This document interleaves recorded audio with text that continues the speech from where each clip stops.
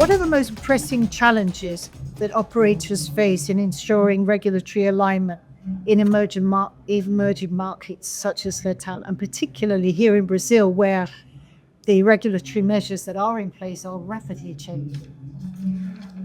Uh, Thanks for asking this question. It's very important that everyone in the conference is asking the similar question because LATAM is a great environment, right? It's a market, it's an emerging market. Everyone wants to be here, but it has challenges as well. For example, if you go to certain countries, then there will be province-based regulations, where in Brazil, for example, it's federal-based regulations.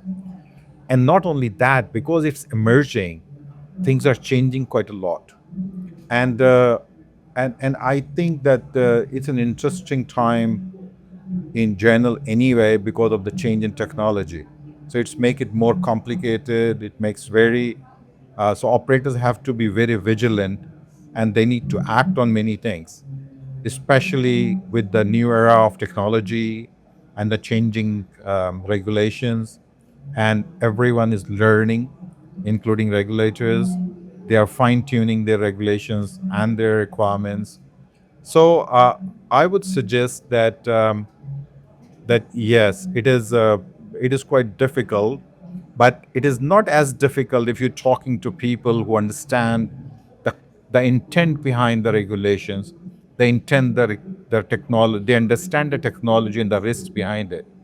So I think we need to go to the basics and try to understand what are the assets, what we need to secure, and how we need to make sure that we are compliant, not only with the local environment, but also in a global scale where different data sets are taken differently.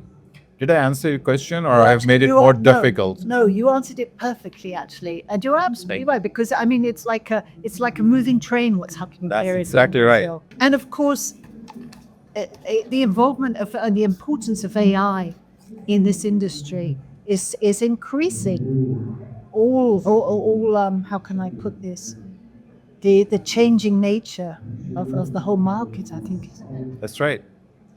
AI is not only this market, but every other industry is changing. Like I said, the timing is that next 2 years to 3 years, we really feel that this will be very disruptive. There are new ideas, new changes, and it's all due to the technology and AI. And probably after that, we'll get used to it, or it will be a little bit more smoother. But at this point in time, especially with the gaming industry, uh, it will be very disruptive, and it will make the lots of changes, and especially for the online space. In online space, we know that security is paramount. And so if AI is becoming useful in controlling those risks or controls against those risks, so same time hackers are using the same technology to go further step. So this industry, gaming industry, which is bound to be more innovative and use more technology, at the same time they need to be very careful that they need to be ahead of the hackers, because you see, if the challenges nowadays, previously we used to say that the the hackers will hack into your account. Now they don't hack into your account, they simply log into your account, because the passwords are available either in the dark web, or they can see those things very easily. More recently, there are so many attacks on the gaming industry as well as non-gaming sector, where the hackers have simply logged into the accounts of people and they have taken the money. We were doing an analysis a few weeks ago, actually, and talking to a company, and we explained to them that this hack was simply because they didn't put the controls which were required at that time. And we showed them that how much information is available in dark web, which relates to their customers, that relates to their staff. I think this is where it is becoming more and more challenging, and AI is helping at the same time creating problems. But having said that, we need to use AI to make sure that we are compliant as well as we are more secure. And we need to go with the continuous compliance, continuous threat hunting, continuous threat intelligence, and so on and so forth.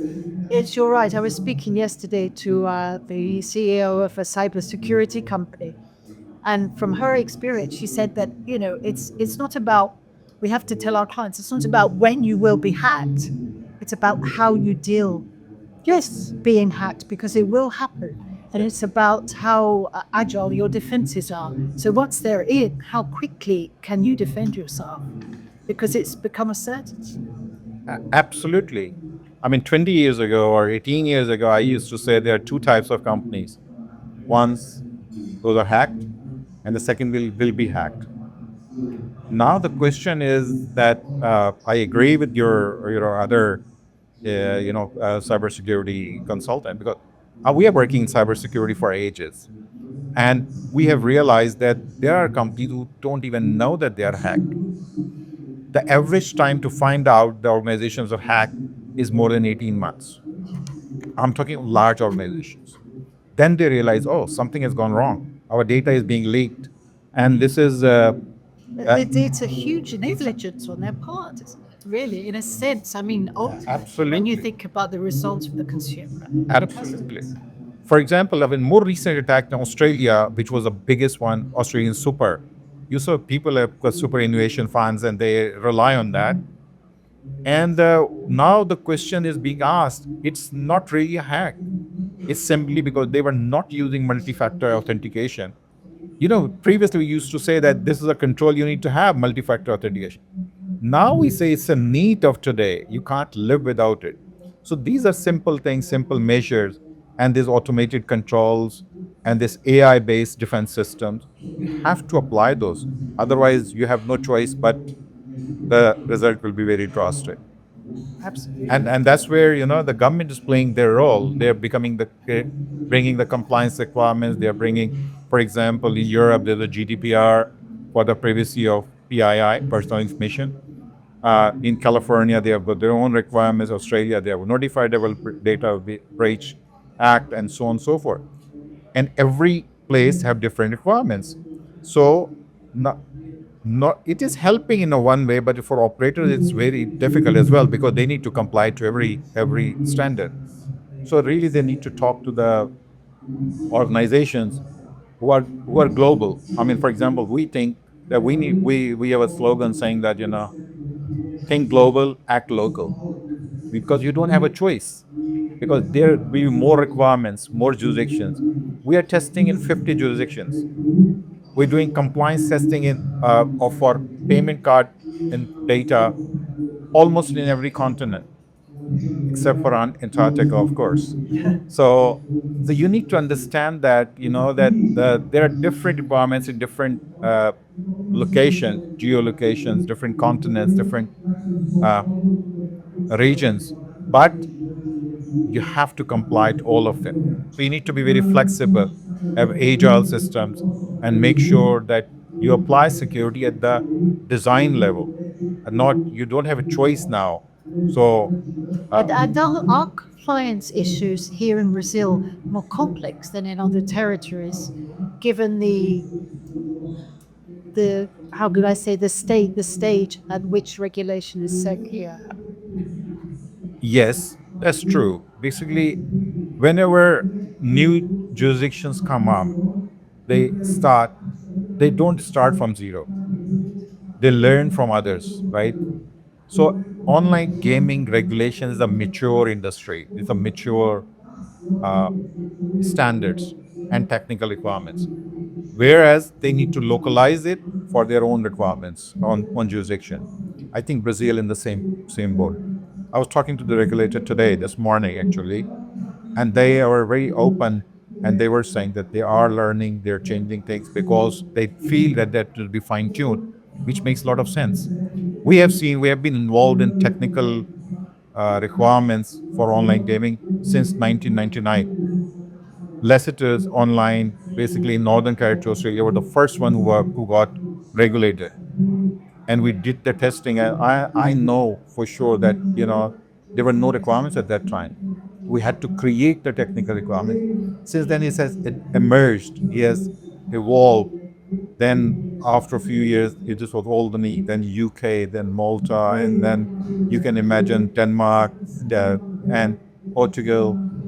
North America started opening up, and now it's Brazil.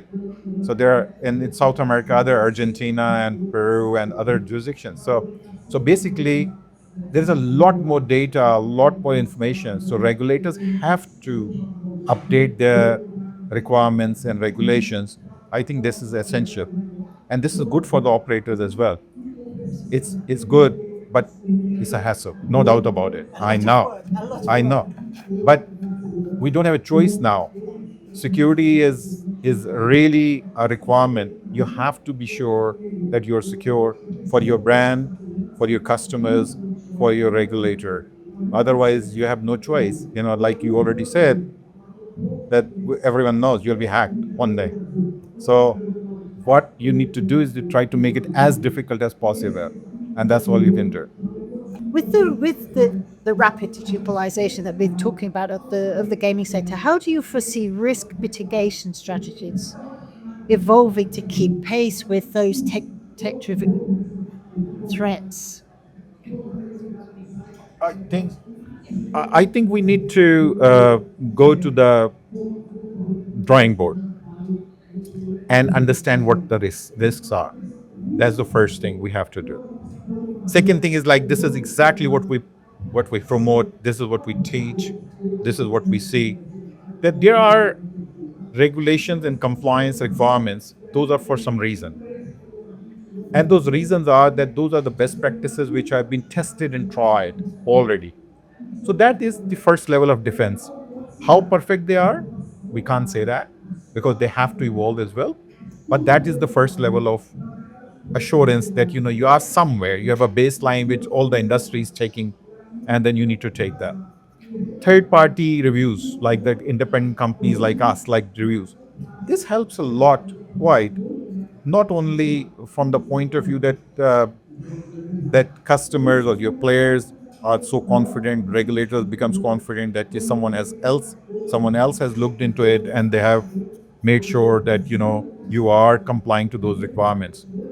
But also from your staff point of view, because they really need some sort of help.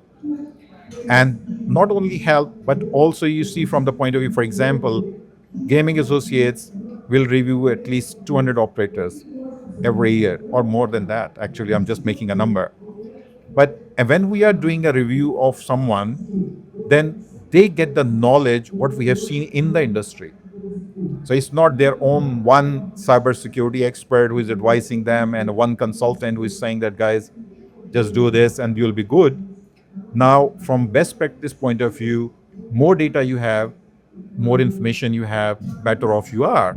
So I think this is the value they get out of these companies who have across the across the border number of operators they have seen, the industry they know, that they have a great knowledge of the industry. So I think this is another advantage they have. By again, this is a compliance requirement, but at the same time it's a business requirement that you are reviewed by someone who knows that stuff. Third thing is, obviously, you, like I think you already said, we don't have a choice but to adopt new technology, AI. So AI based systems are very, very important. Now, we know we use encryption quite a lot. uh, Quantum crypto is coming. Quantum computers are coming. So we need to understand the situation, what will happen to the encryption in future. So you need to keep an eye. It may or may not affect you in the next 5 years, but eventually, by having more computing power, will be disruptive, and it will give a lot of advantage to hackers. At the same time, you can use this for your own safety as well. So it depends on you how to utilize this. One more thing is becoming very, very important, that always we thought of these controls that is their point in time. We review the environment, we say you're good for today. But the problem is that you have reviewed, and after 1 minute you don't know whether you're good or not good. So that means the concept should be changed, and there should be concept of continuous review of your security, continuous compliance. and continuous understanding of the risks emerging. We are so much dependent on third parties at the moment. For example, no one can live without Microsoft, no one can live with Amazon and cloud and all of those things. So that means it becomes more and more important for you to understand what else you're getting, because what else you're inheriting, good things or bad things from those. So I think it's a complex situation, but I'm not trying to scare you, but what we need to keep an eye on these type of things. I think if we just go back to the basic principles and apply the security 101, that we know our risks very well, and we can train our staff and management that, look, this is the challenges we are seeing. And most importantly, at board level, there is awareness and understanding that security is important. Can you imagine that we still get the question that, for example, you need to apply this control, and the question, now it's too much money, guys, but this is your business. And the response is, no, no, we are not hacked yet, don't worry about it. So this is how people think still. I think more and more awareness is required, and this is very important at the level of board, at the level of management, at the level of customers, at the level of staff, and general awareness. I think this is the and security at the design level. So I think if we can do that, probably will be a little bit more secure, a little bit ahead of curve to the extent we are. Yes. To the No extent that you promises, can be. no promises, but that's the best you can do. Yeah, That you want to yeah. make sure that it is hard for the hackers to hack into your site. And maybe they'll go on somewhere else, try They- somebody else if it's difficult. Spot on. Basically, that's the idea, that you say that, guys, those are easier target. Don't worry about us. It's kind of like our attitude to our house being burgled. Put in an alarm system. Yes. I'll just stop the burn list, but hoping that they'll go to the next house and doesn't happen. It's crazy. Things don't change, do they? I think you're absolutely right, and this is why we implement these securities, because not only it helps, it make it harder, Yeah. and especially for from those, we call it script kiddies. They just read from the internet, from Chat GPT, got some tools, and they just have for fun. They are trying to hack into your site, so you can stop from them. Yes. But if someone really is determined to hack into your site, can't do much. It's quite difficult, especially if we go at a different level. If we're talking about state actors, really can't do anything. There was so much uh, information and the resources that it will be quite hard. But having said that, in long time ago, I hired someone who was an ethical hacker, and I asked the question, "How long will you take to hack into someone's site?" And say, "It may take 5 minutes, it may take 5 years." At that time, he was right, because if the sites were secure, it took ages. But there are ways that you do social engineering, you do things that you can really hack into it if you're determined. So again, the question is that if someone is determined, then they can really penetrate into your site. However, you can make it difficult and make sure that some random guy won't hack into your site. A sitting duck. as we say in Sitting, you English. can't be a sitting guy. Great, fantastic. So, how important then is third party testing and certification in building trust and also ensuring fair play within these newly regulated gaming jurisdictions? That's a great question. I think I really touched on it before as well. But the point is that independent third party testing, like the labs we are, like Gaming Associate, it is very important from the point of view for the customer point of view and regulator point of view. We are in between customer and the regulator. We want to make sure that the sites which are regulated by the and they have got the license from the regulator, they do the right thing. Most of them do the right thing, but we want to make sure that they are doing the right thing. Because the government's job is, the regulator's job is to protect the vulnerable. So that is why they have got standards, they have got technical requirements. And we, for example, we do testing random number generator. which is pretty common in gaming. You see, that's why I'm taking this example. Why we do that? That means the game outcome is fair, unpredictable.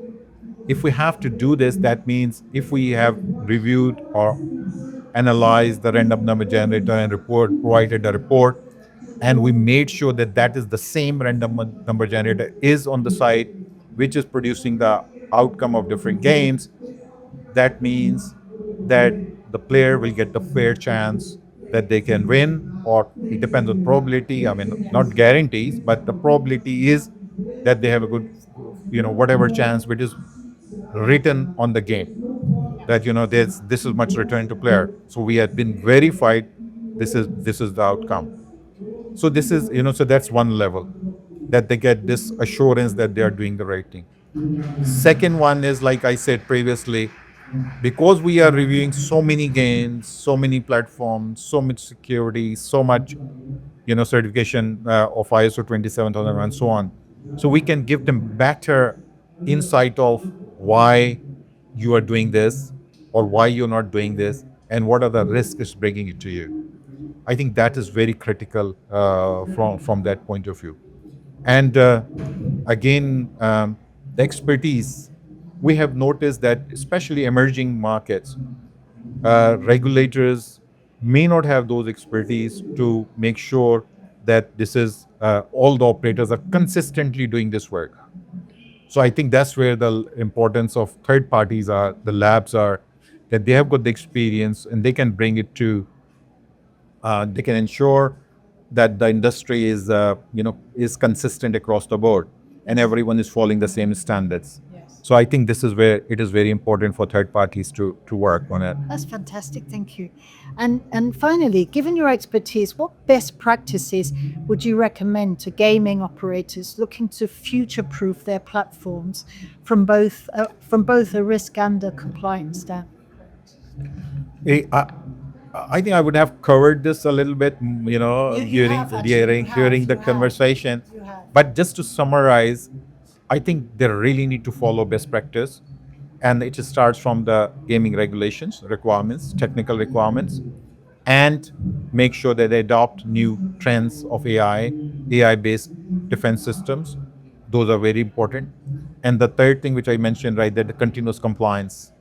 Instead of thinking that we are compliant and just forgetting about it, you need to have continuous compliance and think broadly, because for sure this is it's a small word now, and it is very, very important that someone who's operating in Brazil will be operating in Argentina, will be operating in North America, and so on. So they need to make sure that they think globally, and they can adapt to different regulations.